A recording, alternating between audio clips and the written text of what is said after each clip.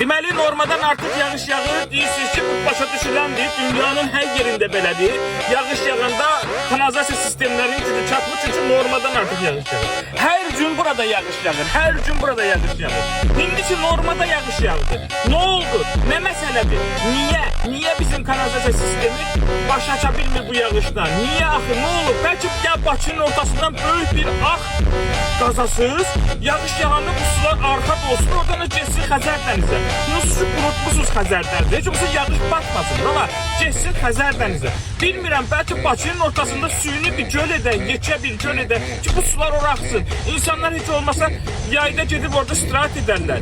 Ay, bu nə məsələdə? Bax, icra hakimi var, kanalizasiya sistemindən məşğul olan var, prezident var, hər şey var ölkədə, amma heç nə yox. Heç nə yox. Maaşlar var, iş var, gələcəyimiz var, Avropa standartları var, amma yenə də heç nə yox. Bakı bu gündə, şəhərlər bu gündə, birazdan evlər gedəsin torpağın altına. Ayıb olsun, ağır olsun, yiyin burnunuzdan gəlsin. Bəsdirin də bu milləti.